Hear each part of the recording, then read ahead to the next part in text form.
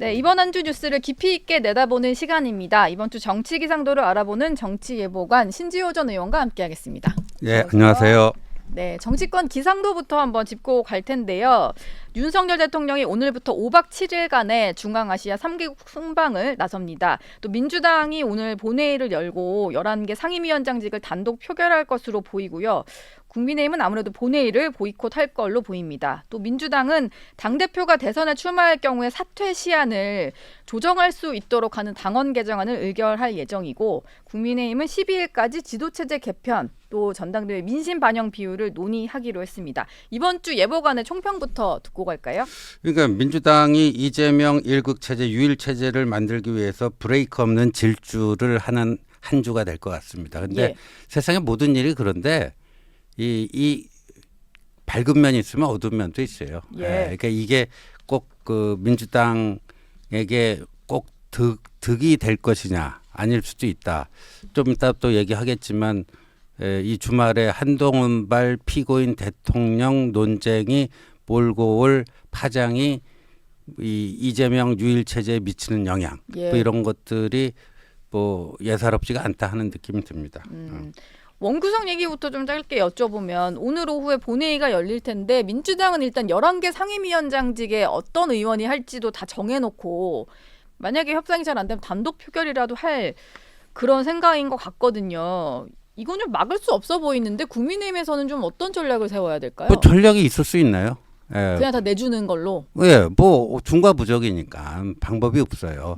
근데 이제 금요일 오후에 이화영 씨 9년 6개월 중형이 떨어지면서 민주당이 더 좀 급해진 것 같아요. 왜냐하면 대북 송금 특검법이라든가 빨리빨리 처리를 해야 될 거 아니에요. 반격을 하기 위해서는 여하튼 지금 원구성을 끝내고 법사위를 가동시키고 뭐 해야 되지 않겠습니까? 네.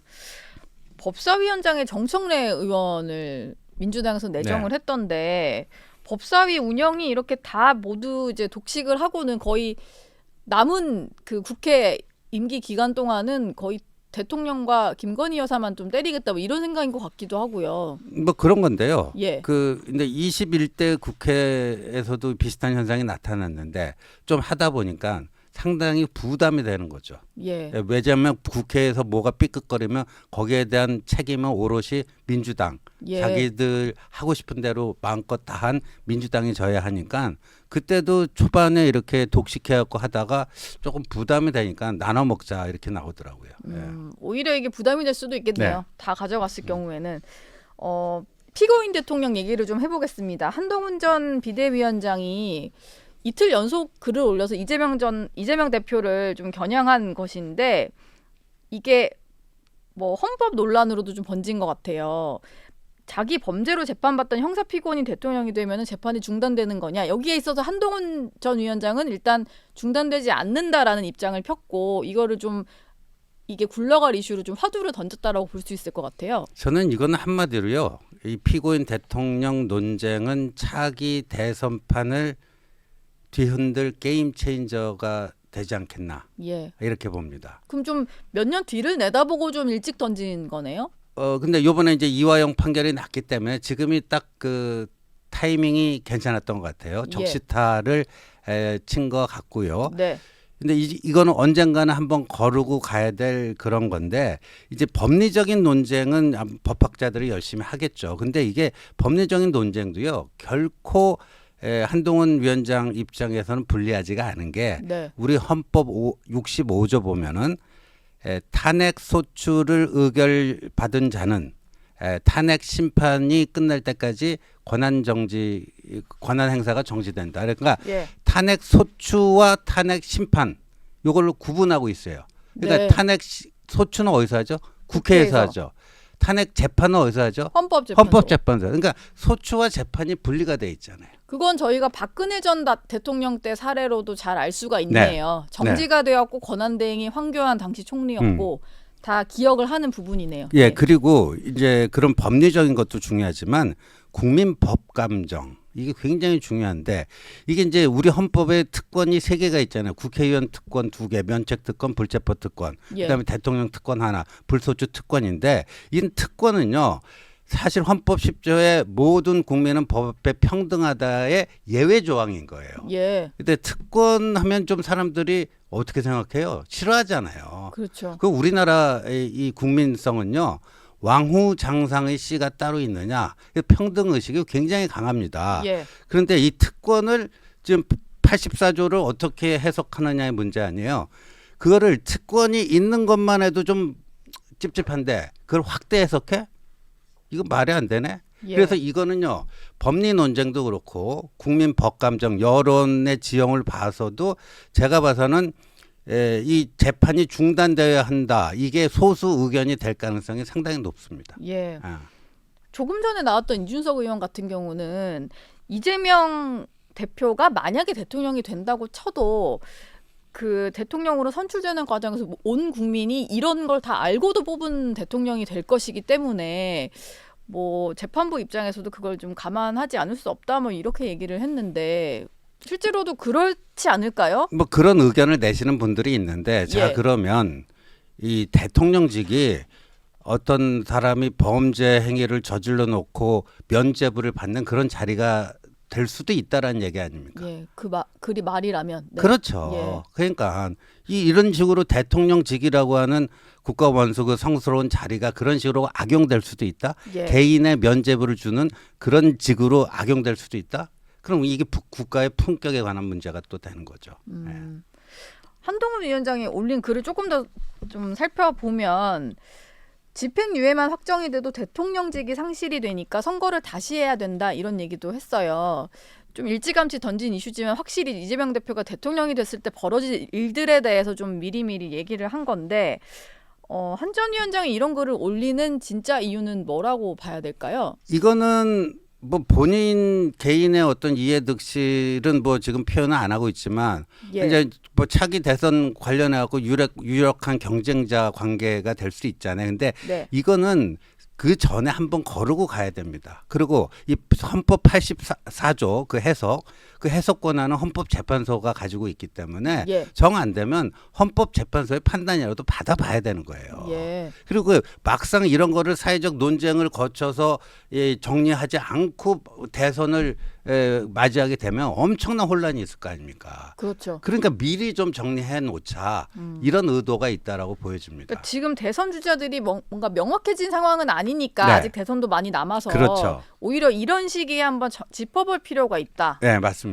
예. 그리고 제가 봐서는 이게 이제 정치적으로도요, 엄청난 그 파장을 미칠 수가 있는데 지금 금요일 오후에 그 이화영 9년 6개월 중형이 나왔는데 이 조국 대표가 거기에 대해서 무반응이에요. 조국 대표뿐만 아니라 조국 당도 무반응이고. 예. 커피 마시는 사진 올렸던 거 아닌가요? 에스프레소 커피 올리고 뭐 어제는 콩국수 사진 올리고. 예.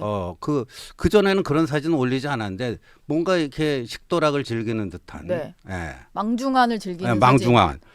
뭐 그러니까 이게 좀 이조 간에 이게 균열 포인트가 될 겁니다. 예. 이 피고인 대통령론이요. 왜냐하면은 이 조국 대표는 어차피 금년 안으로 확정 판결이 나면은 이제 그 감옥에 갈 가능성이 꽤 있잖아요. 예. 그 반면에 이제 이재명 대표는 나는 1심 판결 나온 게 아무것도 없어. 예. 그러니까 둘 간에 이게 동병상련인 것 같으면서도 동상이몽이에요. 예. 동상이몽인데 동상이몽. 근데 조국 대표 입장에서는 유일하게 그거를 극복할 수 있는 게 조기 대선 말고는 없죠. 네. 조기 대선. 뭐 탄핵을 한다든가 임기 단축 개헌을 한다든가 그거 말고는 이 사법 리스크를 벗어날 방법이 없어요. 예. 근데 이재명 대표는 남아 있는 시간이 좀 길다 보니까 예. 좀 시간표가 달랐단 말이에요. 네. 그런 데서 오는 그 이와 조 간의 묘한 그 균열이 있었는데 이렇게 되면 이제 그 이재명 대표도 조금 급해질 수도 있는 거죠. 예. 그러니까 대법원 확정 판결이 안 나오더라도 내가 1심, 2심에서 유죄 판결을 받아서 당선 무효이 된다면 대선이 어려워질 수 있겠구나. 그다음에 예. 그리고 이게 논쟁을 통해서 대통령 당선 이후에도 재판이 진행돼서 당선 무효형이 나오면 대통령직을 상실하는데 이렇게 돼버리면요. 이미 이재명 대표의 그 정치적 상품성이 결정적으로 확 내려가 버리죠. 네. 그렇게 될 수가 있겠네요. 그럼 그렇죠. 이걸로 앞으로 2조는 약간의 좀 다른 길을 갈 것이다. 이렇게도 네. 전망해 볼 수 있을까요? 그리고 그 2조 간의 이렇게 간극이 좀 벌어지는 것도 있지만 민주당 내의 동요가 갈수록 커질 거라고 봅니다. 네. 그러니까 올해 안에 지금 김문기 모른다는 공직선거법 위반, 검사 사칭 위증교사, 그다음에 이번 주 기소하는 이제 대북 불법 송금, 예. 요 세 가지는 올해 안에 1심 판결이 나올 수가 있는데 네. 거기서 당선 무효형에 그게 나오면은 민주당은 이제 내부 동요가 되는 거죠. 이재명 유일 체제로 완성시켜 놨는데 네. 이 유일 체제라는 게 뭐예요? 장점도 있지만 단점, 결정적인 단점은 뭐예요? 그 맨 유일 그 사람이 유고가 되면 전체 체제가 무너져 버리는 거예요. 2인자가 없는 상황에서 네. 지금 1급 체제를 만들어 놨을 때 그 부재 시에는 네. 방법이 없어지는 유고 시에는 거군요. 무슨 다른 대안이 있는 것도 아니고 그래서 예. 야 이재명만 쳐다보다가 우리 완전히 쫄망하는 거 아니야? 하는 그런 그 동요가 일어날 수가 있겠죠. 예. 근데 그거를 좀 차단하기 위해서인지 좀그 이재명 대표 1급 체제 하는 데는 좀 속도를 내고 있는 것 같아요. 오늘 네. 최고위에서도 의결을 일단 네. 그 당권 대권 분리 규정을 일단 먼저 하겠다라는 걸 보니까 그리고 지금 민주당이 하는 것들을 보면은 이 1심 결과에 대해서도 좀 불복을 하는 것 같고 그리고 어떻게든 이 수사가 무리한 수사였다는 식으로 몰고 가서 이재명 대표까지 가는 건 좀 막아보겠다, 지연하겠다 이런 전략인 것 같거든요. 근데 이미 그게 안 통해요. 예. 지금 뭐 동아일보가 먼저 보도하고 오늘 조선일보도 보도했지만 이번 주 내에 추가 조사 없이 이재명 대표에 대한 추가 조사 없이 이번 주 내에 네. 제3자 뇌물죄로 기소를 한다는 거 아니에요. 예. 그러니까 이게 오늘 그 상임위 뭐 법사위 통과시키고 국회에서 대북송금 특검법 해봤자 뒷북치는 거거든요. 뒷북치는 것이다. 국민의힘 얘기로 좀 넘어가 보겠습니다. 2인 대표 체제를 좀 검토해 보겠다라고 황우여 비대위원장이 얘기했다가 이게 논란이라 아마 잘 안 되고 좀 접힐 것 같아요. 황 비대위원장의 의견이. 그런데 이게 도입이 되는 것을 놓고 이거는 분명히 한동훈 견제용이다 이런 식의 지적이 좀 많이 있었거든요. 뭐 접는다고 하더라도 이런 시도들이 좀 있었던 것 같은데 어떻게 좀 보는 게 맞을까요? 견제를 했다라고 보는 게 맞습니까? 한번 용어를 보자고요. 예. 최초의 황우려 위원장이 꺼낸 게 2등, 3등이 최고위원으로 들어가는 하이브리드 체제. 그때는 예. 2등, 3등 둘 다 들어간다고 했어요. 네. 2등, 3등이 최고위원으로 들어가는 하이브리드 체제. 예. 이러다가 2인 지도 체제라는 말을 또 쓰고 나왔어요. 정대표, 부대표 이런 예. 식으로. 그리고 어저께인가요? 승계형 단일 체제다. 하이브리드 체제에서 2인 지도 체제로 그다음에 승계형 단일 체제로. 예. 예, 이거 굉장히 짧은 기간 내에 이 명패가 이렇게 바뀌잖아요. 네. 이럴 때 이제 우리가 쓸 수 있는 말이 그는 자신이 무슨 얘기를 하고 있는지 모른다. 예. 내가 무슨 말을 하고 있는지 모르는 그렇죠. 거예요. 예. 예. 어쨌든 절충형으로 가서 승계를 할 수 있는 지도부를 띄우는데 그러니까 최고위원 중에서 1등한 최고위원이 좀 승계하자 뭐 이런 식으로 갈 것 같기도 하고요. 한동훈 위원장 근데 이 룰 논의하는 거와 출마 결심하는 거 좀 관련이 있었습니까? 어떻습니까? 뭐 본인 출마를 이 룰이 어떻게 세팅되는가에 따라서 출마할 거라 안 하고 그러지는 않을 거라고 봅니다. 근데 예. 이거 자체가 말이 안 되는 게 만약에 한동훈 위원장이 나와서 당대표가 되면은 당권 대권 분리 조항에 따라서 내년 9월에는 그만둬야 되잖아요. 예. 그러면요. 그 2인자 2등으로 된 사람이 그 자녀 임기를 물려받거든요. 지방선거 공천을 하게 되네요. 그러니까 지금 1등보다 2등이 더 꿀빠는 좋은 예. 자리예요. 예. 세상에 이런 선거가 있습니까? 1등 하는 것보다 2등 하는 게 더 좋다. 네. 대권 나갈 생각만 없다면 2등은 공천권 행사고 1등은 뭐 경우에 따라서는 고생만 직살하게 하다가 네. 평가도 못 받을 수도 있는 자리예요. 예. 네. 어쨌든 한동훈 전 위원장은 이게 본인 유불리 따지거나 뭐 이렇다기보다는 네. 그냥 좀 지켜보는 이런 상황이었다 이렇게 생각하면 될까요? 그리고 이제 그렇죠. 이제 여기에 대해서 뭐 한동훈 위원장이 공식적인 입장을 내지는 않았지만 제가 파악하기로는 예. 이게 좀 말이 되느냐.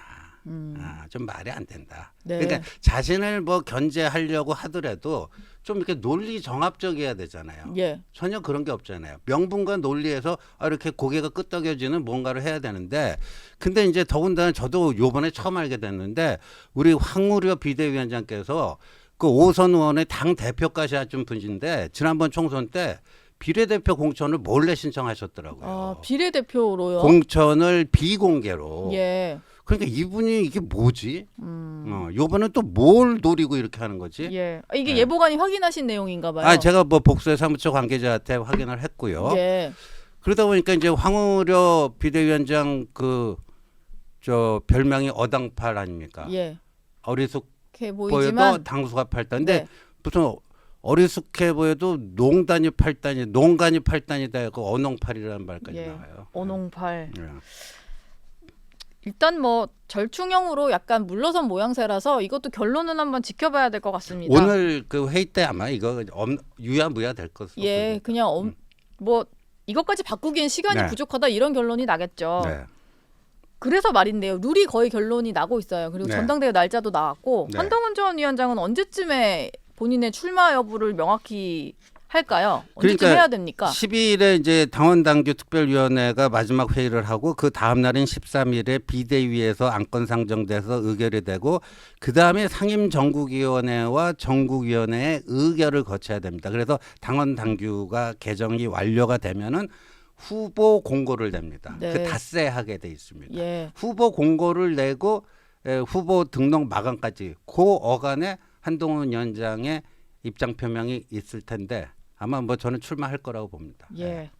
알겠습니다. 마지막 질문 하나 드리고 마무리를 할게요. 오물풍선이 또 날아와서 네. 말인데요. 이게 중단을 하겠다라고 했다가 우리 정부가 9.19 효력 정지를 하고 그 이후에 확성기 방송도 재개를 했고 대북 단체에서는 이제 북한으로 전단도 보냈고 이러다 보니까 또 보내는 것 같아요. 근데 궁금한 것은 이겁니다. 여권 일각에서도 그냥 날아오는 거 보고만 있지 말고 격추를 시키자거나 우리 군에서 좀 적극적인 대응을 해야지 왜 확성기만 틀고 있냐 이런 얘기를 하거든요. 이거 좀 어떻게 대응하는 게 맞는 방향일까요? 그 요격인데 이를테면 예. 이게 오물풍선 요격이 기술적으로 가능한지 어떤지 이걸 하려면 그냥 그 총으로 쏴야 되거든요. 근데 네. 북한 영공에 있을 때 쏴야죠. 우리 영공으로 넘어왔을 때 쏘는 거는 안 되잖아요. 예. 오히려 그냥 우리 여기다 오물을 그냥 그 뿌리는 흩뿌려지겠네요. 공중에서 흩뿌려지는 거니까 북한 영공에 있을 때 써야 되는데 그게 이제 기술적으로 얼마나 가능한지 좀 따져봐야 되고요. 근데 우리가 대북 확산기를 틀었는데 저쪽에서 또 그 대응 수단이 오물풍선뿐이 없잖아요. 네. 그거는 별 볼 일 없다라는 거예요. 예. 그다음에 이게 이제 이 대북 확산기 이거는 이 전방에 배치된 저 북한 군인들 네. 그다음에 이 범위가 한 30km 되잖아요. 또 다른 수단도 있습니다. 뭐냐면 동해상이나 서해상으로 우리가 방송 가능한 그 선박을 갖고 올라가는 거예요. 근데 예. 북한 영해 안으로 들어가면 안 되고 네. 공해가 있잖아요. 예. 거기서 북한을 향해서 그걸 그 라디오 전파를 쏘면요. 북한의 라디오 갖고 있는 사람 다 들을 수 있답니다. 예. 그러니까 이거는 전방에 있는 북한 군인들뿐만 아니라요. 북한의 보통 주민들도 다 들을 수 있는 또 그런 수단도 가능하다. 아, 그러면 지금 확성기가 아니고 그거를 동원했을 때는 좀 더 더 멀리 그렇죠. 퍼지는 거니까 더 아프죠. 예. 더 아프죠. 그것도 네. 검토를 해볼 수 있는 방법인가요? 충분히 기술적으로 가능하다는 답변을 제가 좀 받았습니다. 예. 아, 그리고 지금 뭐 아까 궁금하다는 질문이 또 하나 올라와서 네. 그런데 그런 식으로 북한 영공에 있을 때 네. 우리가 격추를 시키게 되면은 네. 우리가 먼저 선제 도발을 하게 되는 거 글쎄요. 아니냐? 그러니까 그게 과연 어느 정도 이제 그 뭐랄까 실익이 있을 것인가 네. 하는 문제가 있죠. 왜냐하면 그거를 거기서 하면은 북한 주민들이 또 그 오물을 뒤집어 쓰게 될 수도 있잖아요. 예. 예. 그러면 만약에 여기에 생화학 무기 같은 거 담아서 보내면 어떻게 하죠? 그러니까 생화학 무기가 담겨 있는지를 사전에 그거를 탐지 가능한 능력이 우리 군이 가지고 있는지 아닌지. 예. 생화학 무기라면 정말 그 요격을 해버려야 되죠. 원점 타격을 하든가. 네. 예. 군이 뭐 아마 대비 같은 건 하고 있을 겁니다. 네. 연일 날아오고 있다 보니까. 알겠습니다. 이번 주 정치예보관 신지호 전 의원 얘기는 여기서 마무리하겠습니다. 고맙습니다. 네, 감사합니다.